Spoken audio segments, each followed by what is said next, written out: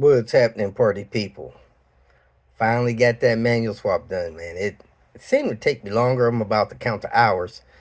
I think the quickest one I've done was about 16 hours. It seems like this one took a little longer, so I'm gonna count up the hours, see what it took. I don't know what makes it go by faster or slower, but hey, I got it done. Clutch seems a little sticky. I think it's like either the slave cylinder or the master. My guess would be the slave. So we're going to see if that smooths out. If not, we're going to have to replace that thing with a new one. Anyway, I am 2 days behind on my schedule going to Chicago. So I need to wrap this up. Mita is doing her best to get me back on track.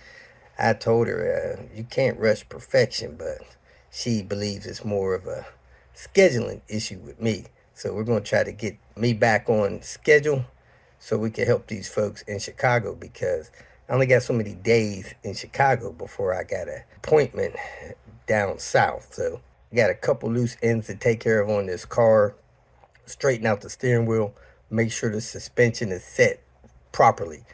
It has lowering suspension on. Sometimes those springs move and the car rides like crap if that happens. Make sure those springs are set. Deliver that car back, head into Chicago. But in the meantime, I got to make sure I got every part that I'm supposed to have when I roll into Chicago. So let me get on that, try to get out of here and get up to Chicago and start helping my people up there. Today's video has the clips in there starting that manual swap, so I hope you guys enjoyed that. Welcome to Hanging Out with Robert, that's me. This video contains things that I encounter throughout the day. If for some reason I complete a task and you would like to see the details, you could click on the link in the description area below. This video also contains tips and tricks that I learned throughout the years. I plan on leaving this video accessible for about 30 days. After that, you can view it through my Patreon account. Thank you very much for watching. Here we are, people. Tony's Garage, reserve parking. We need to put in there 4 Volvos. Well, I'll be. Tony has his other car in the garage. I didn't know that 2 cars fit in his garage. He got his garage cleaned up. Go ahead, Tony. This is it, folks. The manual swap item for the day. Let's figure out how to get these wheels off, get this car up in the air, and start tearing it apart. I might have to take this hood off. The garage is not that high, and I gotta get up pretty high with this thing under the jack and the jack stand, so I may back it up a few feet too, just to give me some room in front to do the work. So let's get cracking. Got a couple things done on the inside. I was waiting for the owner to reply to me as to where the tool was to get this off. This is, I don't know, man. I don't know if it's a hubcap or what, but this is a tool. This plastic tool is tasked with getting this off. And man, it was really hard getting this off of there. Look how tight that thing is to the wheel. And I didn't have the strength to push it off. I had to put some kind of pry tool in there to get it started. And it's still hard to turn this thing on. Man, they look good, but this is not fun for a mechanic. Let me finish getting this off. I got the car up on jack stands. This car has an IPD and a skid plate in there, so I couldn't just bring it up. So I got to bring it up in stages. Let me get these wheels off and keep moving.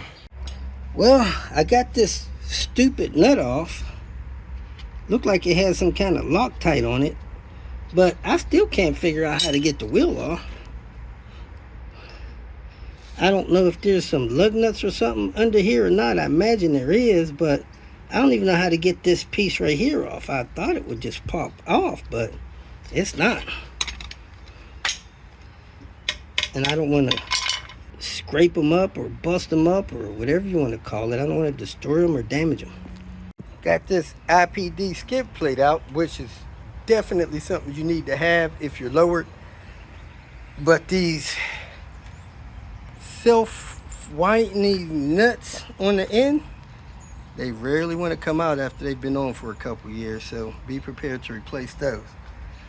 All right, so let me get my jack under here, jack this up as high as I need it, and then put it on jack stands again, because I need to get a lot higher than I am. This transmission is running and shifting fine, but let's look to see what kind of oil it has in it. Got the bolt loose. And it's dark. Doesn't look red. You gotta change this stuff. Fortunately, it was still in good shape. I'm gonna read the miles on it, tag it, and it's gone. This vehicle has a newer aftermarket PMP switch on it. It will not need that anymore. So next I'm gonna take that intercooler piping off, get it out of the way, and then start taking the rest of the things out of the way so I can unbolt this transmission and slide it off this engine, which includes taking the axles out. Then I'm gonna drop the subframe, but I'm gonna leave the struts. I'm gonna take the control arms loose at the knuckle, but I gotta get this wheel off. Don't know how to do that yet. Waiting for instructions on that. So basically this is a hubcap that's owned by this ridiculous nut and ring. You're only supposed to turn that thing hand tight. That thing was tight. I thought it was going to hold the whole wheel on because it was so tight. After I got that off, this is supposed to pop off, but I couldn't get that loose.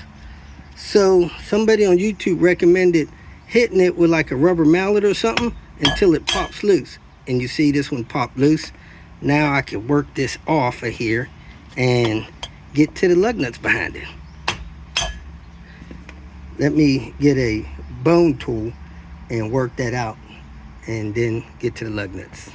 Popped it out of there with a bone tool, and that's the cap off. Now you have the lug nuts in there. Fun. So I got intercooler pipe out of the way, a few bolts out of the transmission, almost all of them loose. I'm down under the car, breaking this stuff loose from under the car. So what I'm going to do next is take a few more bolts out of the transmission, take the mount bolts loose that's under the car, the engine mounts. Then I'm going to put the engine support bar up here, move all my tools, and I forgot to bring my transmission jack, so I might try to lower this thing down with my floor jack. Let's see what happens. Let's keep it rolling. So I'm moving right along. As you can see, I got the rip kit stuff out of the way. I got the wire harness disconnected from the transmission. I have the sleeve off of the wire harness. I left the O2 sensors connected. I'm gonna see if I could get that out without messing with that. I did pull the transmission lines. I went under the car and took the mounting bolts from under the engine, front and back mounts. I got the transmission torque mount removed. I actually decided to get the torque converter bolts out from this little access right here. So I pulled all the torque converter bolts out, all 6 of them. I got all of the bolts out of the transmission. I got the bolt out of the top of that mount. And I'm getting close. So my next step is going to be putting my support bar on the top of the engine to hold the engine up. And then I'm going to make sure everything is released from this subframe. I got that bolt loose there. I got this bolt loose here. I believe that steering rack is loose. I'm going to hang it in the car, leave it there. I got both of the control arms disconnected, so the control arms will come down. I got the anti-sway bar end links pulled up. That one I didn't get from the bottom. I had to get it from the top. And now I need to get this evaporator stuff loose there. But let me go ahead and get the engine support bar on. It is almost 7 o'clock. I got the subframe loose. I didn't take that 18 out of there because that holds that bracket, and I took the hydraulic lines loose from it. And the only thing in the subframe now is this vacuum line. I need to go over there and pull that loose. But I got the subframe down. Once I pull that vacuum line loose, I got this vacuum thing resting up there. I don't know how long that'll last because when I start jerking on this transmission. But I put jack stands like an inch from the back side of it, and I pulled all the back stuff out. Then I put my floor jack, my main floor jack, in the middle of the front, and I took these 18s out of here, and then I lowered this about halfway. You see I got the mount loose there. Then I went back here and put a small floor jack in the middle of that, jacked it up a little bit, got those jack stands from under there, and lowered it all the way down. Then I lowered this all the way down. So I have that loose. Let me go pull that vacuum line. Then I'm gonna wiggle this jack out of here, or push it back with this floor jack and have it out of the way. Then I don't know if I already showed you, I have the engine support bar up here. I put it this way this time. That seemed like a better way to not have it twisted and on any weird angles. I don't think I'm gonna take that mount loose there. I'm gonna lower it enough to keep that on there to give me some control, and I got this here. I'm gonna lower the front down a little bit and the back down a little bit, enough to get that out of there. Now if something happens, looks like I only need to go down about 2 inches to get that transmission loose, and that should give me that 2 inches. So let's leave that there. Let's get this vacuum line loose here, push the subframe out of the way, and then try to get this lowered enough to get the transmission out, then take the last bolt out of the transmission. And there it is, automatic transmission out, 5042 LE out of a 97 Volvo 850. I don't know where the mount is. The mount, did it fall down somewhere? Oh, there it is. It fell on the lines right there. All right, next I'm gonna take this flex plate out. I think I have a 17 millimeter 12 point that I'm gonna rip that off with. Rear main seal looks dry. I'm gonna look at it, make sure that's not a part he has in the car that he wants replaced. Me, I don't mess with seals that ain't leaking. Then I'm gonna wire wheel that. So let's go ahead and get that flex plate off. I got the shift console out. We're gonna get at this light down here. The main reason we're doing this manual swap, that light burned out. Anyway, I pulled the cable out of the ignition. Now in your manual cars, you have this still in there, and this has a cable attached. So I'm gonna use my oscillating tool and cut that off, put it back in the ignition, and pull the cable out with the shifter. Let's get with it. Yes, I got it. And to answer your question, I did have my eye protection on. Whoop, whoop. That's going to conclude today's episode of Manual Swap in Action.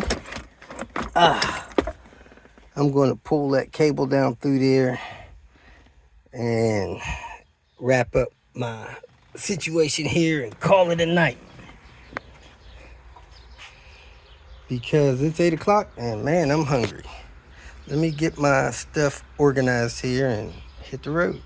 So here's that rear main seal, dry as a bone. I gotta bring my transmission jack, and man, hopefully that's it. I didn't go through all the parts and stuff, but when I start going back together, if I see I got something missing, I'm gonna have to run home and take a break and get it. Let me go through the parts and see what may be missing. Hopefully everything's here. Hope you enjoyed those clips. Got everything torn out. Next day, I'm going to start putting stuff back together, working on getting that manual swap done. So let me wrap this up, get out of here so I can hit the road. Hope you guys have a great weekend.